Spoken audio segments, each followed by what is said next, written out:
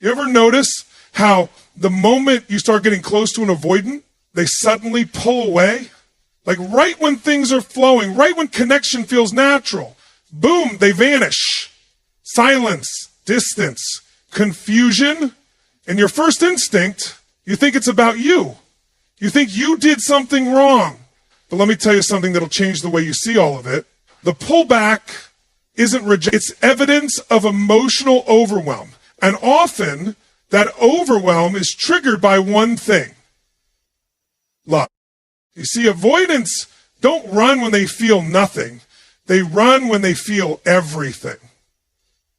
Their nervous system is wired in such a way that intimacy doesn't feel safe, it feels dangerous.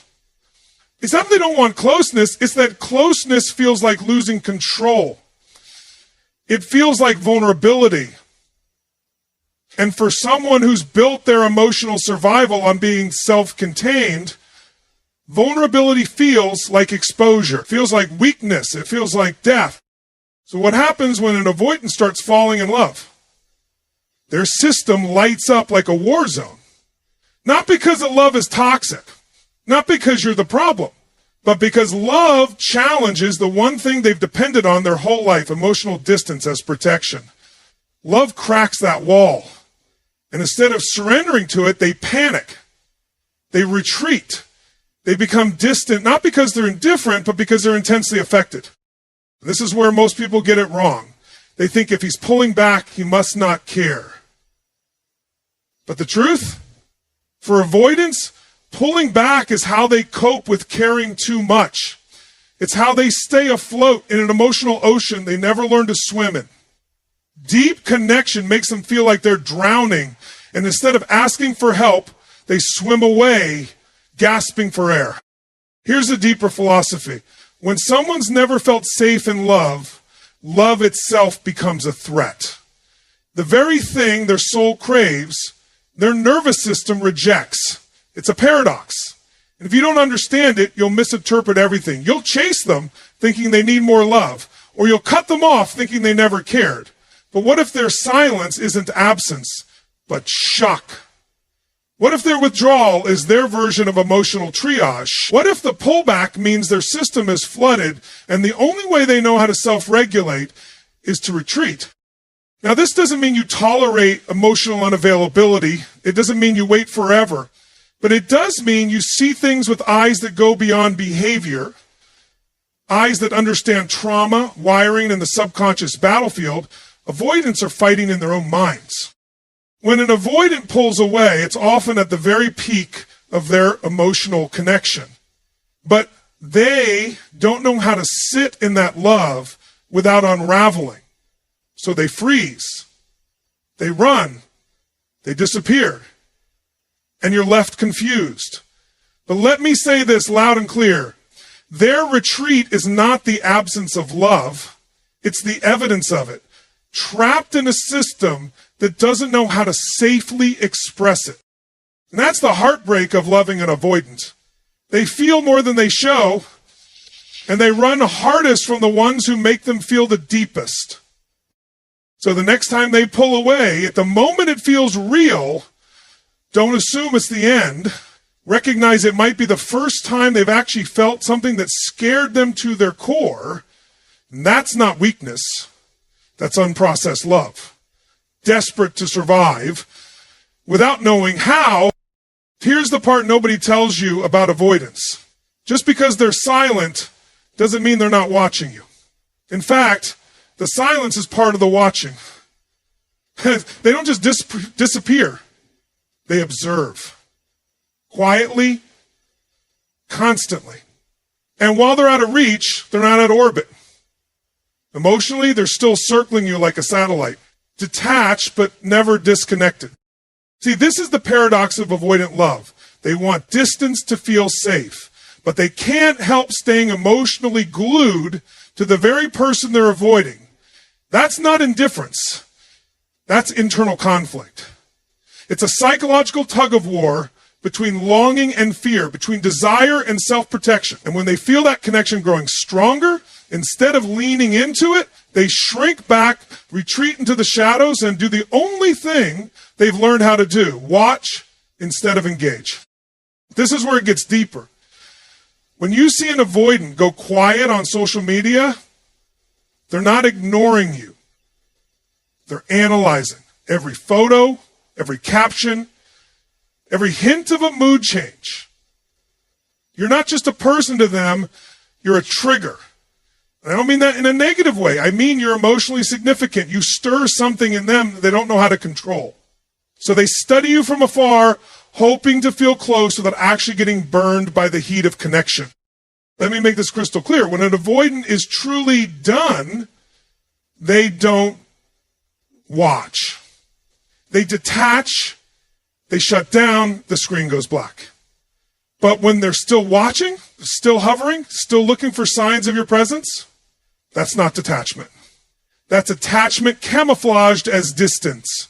That's love hiding behind fear because it's too overwhelming to face directly. It's the emotional equivalent of a child peeking around a corner, watching the parent they don't know how to approach. It's immature, yes, but it's also deeply human. And if you judge it purely on behavior, you'll miss the emotional complexity behind it. They scroll past your page like it's a memory they're afraid to fully revisit. They tell themselves they're fine without you, but then check to see if you've moved on. That isn't casual curiosity, it's suppressed attachment. And the tragedy is, most people misread this entirely. They think, oh, if he cared, he would say something. But no, when an avoidant cares deeply, they often say nothing. Not because they don't want to connect, but because they fear what connection will cost them. Vulnerability. Exposure.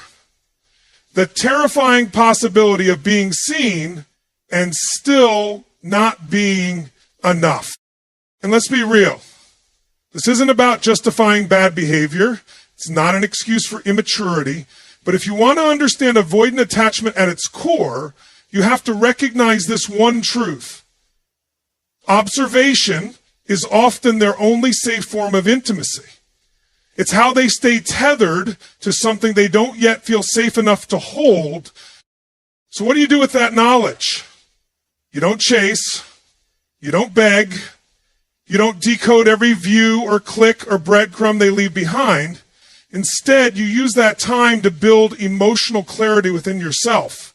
Because while they're watching you in silence, you get to watch yourself rise.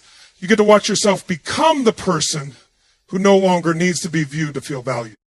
And if they ever come back, let them meet the version of you who didn't just wait to be seen, but finally learned how to see yourself. As the ones who only watch from a distance are usually the ones too afraid to witness your full light up close. Here's something that will challenge everything you've been taught about silence. Avoidants don't just go quiet to forget you. They go quiet to see if you'll forget them. It's a psychological test. It's a subconscious scan for abandonment. Because as much as they fear being consumed by connection, they fear being erased even more. So when you stop reaching out, they don't just move on. They wait. They listen. They panic quietly. Now let's break this down. Most people think silence is a wall, a shutdown, a disengagement. But for the avoidant, silence is a mirror. When they pull away and you respond with stillness, they don't feel relief. They feel exposed. Why? Because deep down they expected you to chase. They expected you to fill in the gap. That's how they've kept control of their entire emotional life. By staying one step removed, by keeping people on edge. So when you match their silence with your own, their illusion of control begins to crack. This is where it gets powerful. That silence you offer, it creates space, not just for you to heal, but for them to finally sit with what they've been running from, their own feelings. Avoidants are experts at avoiding not just you, but themselves. They avoid vulnerability, accountability, even their own emotional truth. But silence, it's a vacuum. And in that vacuum, emotions echo louder, regrets resurface, and suddenly they're not just wondering where you went, They're wondering why your absence feels like grief. Here's the deeper layer. When an avoidant begins to feel something real, their nervous system reacts like it's under threat. Love doesn't register as warmth, it registers as instability. So they pull back, expecting to regain balance.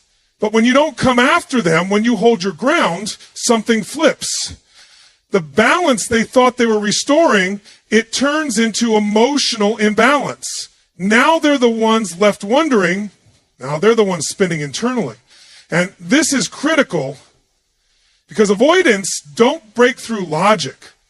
They break through discomfort. Through the realization that the old strategies no longer work. And your silence becomes the very thing that triggers that realization. That's why no contact, when done from a place of self-respect, not manipulation, is so effective. It shifts the dynamic. It rewrites the narrative. You're no longer a source of validation. You're a mirror to their emotional immaturity. And whether they admit it or not, they feel it. They feel the absence of your energy. They feel the weight of what they lost.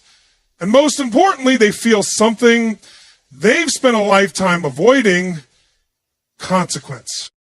And listen, I'm not saying they'll suddenly become emotionally fluent or come knocking at your door with poetry and epiphanies. But I am saying this: if you knew how often they replay your last conversation, reread your messages, or sit with the silence wondering if you finally let go, you'd understand something profound. Their silence isn't always detachment. Sometimes it's mental chaos in disguise. The avoidant may not speak, but don't confuse the absence of words with the absence of thought. When you don't reach out, when you don't collapse into the old dance, they start confronting everything they've suppressed.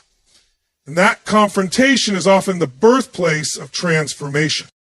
So let them sit in that silence. Let them wrestle with it. Because if they truly felt nothing, they wouldn't need to test your presence through distance. And if they felt safe within themselves, they wouldn't need to disappear just to feel in control. Your silence is not the end of connection. It's the beginning of clarity. And sometimes the loudest message you can send is no message at all. Let's talk about something that throws a lot of people off when dealing with avoidance: sabotage. You're finally getting close. Things feel warm, intimate, connected, and out of nowhere they start acting cold, distant, irritable. They nitpick, they create drama, or worse, they disappear. And you're left asking yourself, what just happened? Why would someone ruin something that felt so right? Here's the truth. They didn't sabotage because they didn't care. They sabotaged because they cared too much. And deep love, for an avoidant, doesn't feel like romance. It feels like danger. It threatens the internal system they built to survive. When they feel love, they don't celebrate it. They brace for impact. Now let's take a step back and look at this psychologically. Avoidant attachment is rooted in a fundamental belief. Closeness equals loss of control. They've learned, usually through early life experiences, that emotional dependence leads to pain, betrayal, or abandonment. So what do? They build an identity around self-sufficiency, around distance, around not needing anyone. And then you show up, you touch places in them they buried long ago. You awaken connection, intimacy, vulnerability. And instead of leaning into it, they get scared, not because the love is wrong, but because it feels powerless.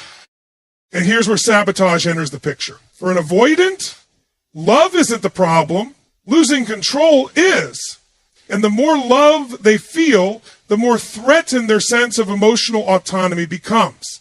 So they fight to reclaim it, not consciously, not maliciously, but compulsively. They withdraw, they ghost, they criticize, they create emotional chaos to reestablish distance, because distance brings back the illusion of control.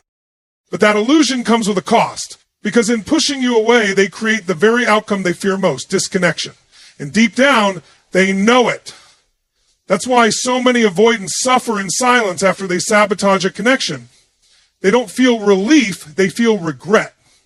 But instead of taking accountability, they retreat further. Why? Because shame gets added to the mix. Now it's not just fear of closeness, it's the weight of self-blame that says, I ruined it again. That's why understanding this pattern is crucial. Not so you excuse it, but so you stop personalizing it.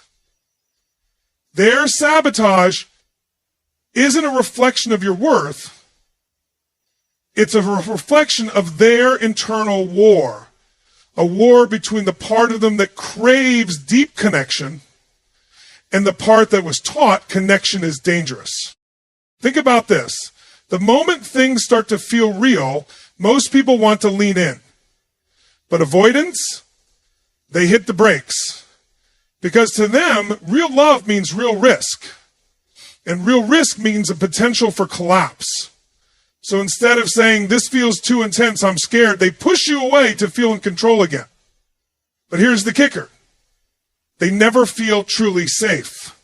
Not with you, not with themselves. Because safety doesn't come from control, it comes from trust. And trust is the very muscle they've never learned to develop.